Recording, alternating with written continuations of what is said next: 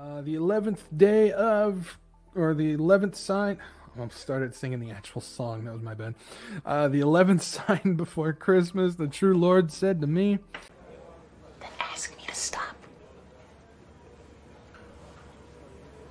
You can't stop. Mocking, scoffing, and unbelief. This is a big one that we are seeing today, even though a lot of people don't want to talk about how it's a sign of the times that we're in. But mocking, scoffing, and unbelief is huge. And this goes along with, like I talked about a little bit with the Laodicean church. We're seeing things like the mainstream media putting out articles promoting that the belief in the rapture is a mental health issue. There's been multiple articles that have put out where it's trauma. Belief in the rapture is traumatic to people. We're also seeing the quickly growing push against the preacher of rapture. Again, this goes along with the Laodicean church. We're seeing more and more and more and more Christians that are falling away from the belief of a pre-tribulation rapture or a rapture at all, even though it is completely biblical and the Bible supports it and pushes it out there. It's a belief that is getting pushed away. It's getting knocked down. And they're even making fun of other Christians who believe in it. I see it all the time. Any time I do any video that specifically talks about a pre-tribulation rapture, I can count on at least one comment from somebody that I've never seen before that is going to make an argument about how pre-tribulation rapture is not biblical. It's become such a thing, and this is a sign that tells you that pre-tribulation rapture is real, because one, it's a dwindling belief, which that's a sign in itself, but two, it's a belief that's being attacked. Now that is a very important sign that it is true, that it is biblical.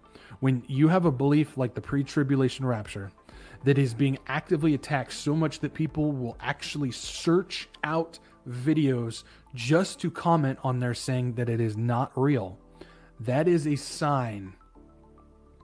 That is a sign that it is confirming that it is in fact real and biblical. This is definitely something to pay attention. Something small like that is very important. And so we're seeing that among Christians. I mean, we've seen it in the secular side, but even Christians, it's a push against that. The church's outright rejection of rapture and prophecy. I'm going to throw that in there as well.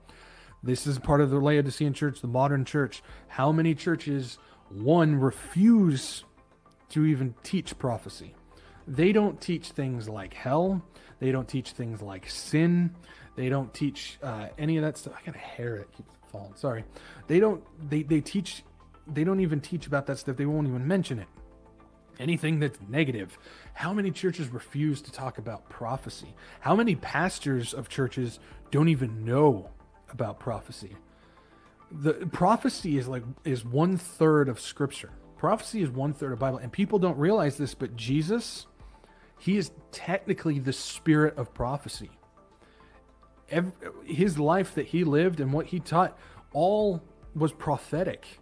His entire life was foretold before it even happened, and the things that he taught are prophetic in what's going to happen. He is literally the living, because he's alive now, he is the living spirit of prophecy. That is Jesus Christ. And these churches don't want to talk about 1/3 of the Bible. They don't even know about this stuff. Of course, we're not going to know every little bit about it.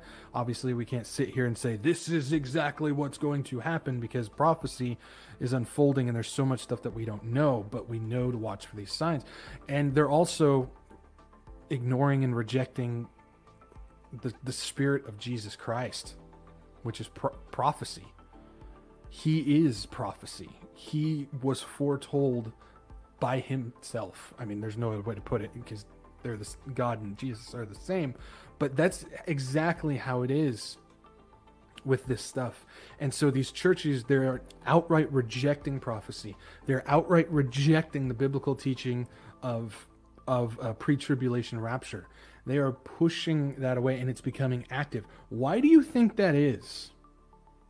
Why do you think that is? Because Satan has gotten into those churches.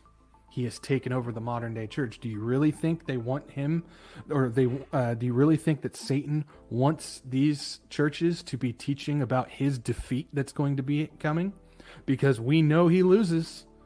Satan loses. We know that. Do you think he wants these churches to not only teach that he loses, but also to encourage other believers to go and look for the signs of his coming defeat? Do you think that he wants that? He does not.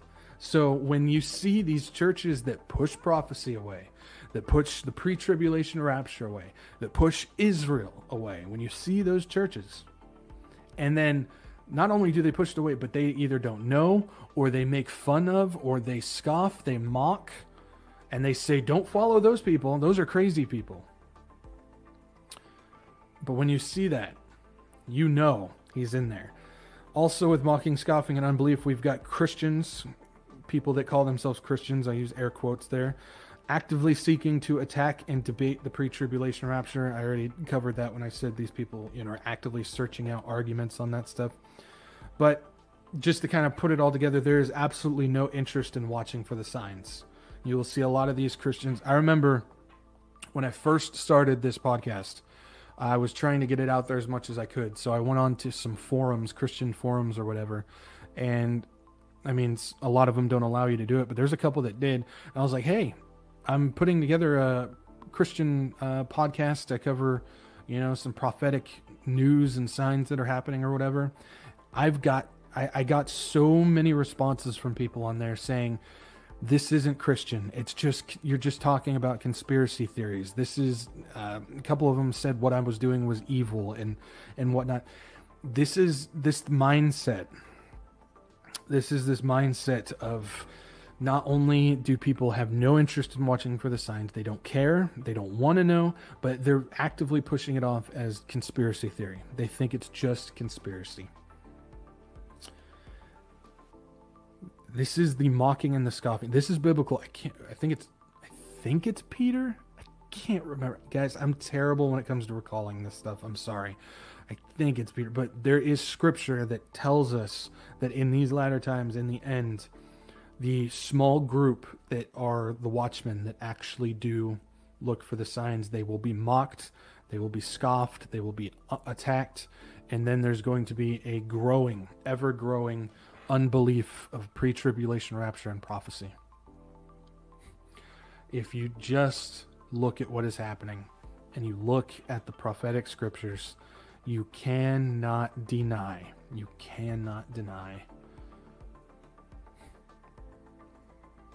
that what we're seeing is biblical. It's prophetic. It's all unfolding exactly how scripture told us it would be. Thank you. I figured it was Peter. 2 Peter 3. Thank you. Appreciate that. But guys, yeah, this is what's going on. This is what's going on. Yeah. It's unfortunate because you can't even have a conversation with them poster. Yeah. And you know what? I think it's at this point. It's kind of cool that you bring that up. Before I get into that, I did see Miss Craig. Awesome to see you, Miss Craig. Glad that you are here. Glad you are here. But it's unfortunate because, and I take that opportunity as don't even get into the argument. I don't even think that that's worth it, because when you just avoid that topic and you just speak on biblical stuff that is happening, you can just, at the end, I mean, don't do it in like a vindictive, snarky type of way, but you can kind of do it like a little tongue-in-cheek type of thing where it's like, well, I know you don't believe in it, but I'll see you up in the clouds. You can just kind of put, just have a little fun with it and just like, you know what? It doesn't matter if they believe in a pre-tribulation rapture or not. As long as their soul is held by Jesus Christ, we'll see him up in the sky. And then we can just kind of go, told you so. I don't think we're going to be at the mindset where we're going to do that, but in the end, it doesn't really matter. But yeah. 2 Peter 3 and Romans 1. Okay, awesome. Thank you guys for covering me on that. So, okay, and guys, we're at the last day here. We're at the last sign. I keep putting the actual song in it. Sorry, but we're at sign 12. Sign 12. And yes, I know there's a lot more than 12. I understand that, but I just wanted to put 12 specific big ones in my opinion. And this 12th one, I don't think it's covered too much, but it's important that we pay attention, and I always throw it in there as a reminder. The 12th sign before Christmas that the true Lord said to me, "It's done." Yes, Mr. Frodo. It's over now. Natural events. Natural events. This is a lot of people want to talk about it. It's the natural events, the prophetic natural events that we're told, all the quakes and the volcanoes and the fires and the swarms and all these natural events are only confirmed by what the shadow government, the elites, are trying to put all of their agenda under the veil of.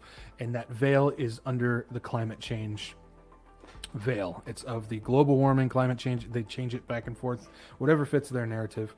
But if you notice, they put everything under the climate change veil. And that is a confirmation. Again, that is a confirmation that the natural events that we see, the big things happening all around the world, is indeed confirmed prophetically, because they're all pushing that stuff as the reason why they need to change, put forward this green agenda that they're trying to do. Hopefully that makes sense. I think I may have explained that terribly, but I apologize.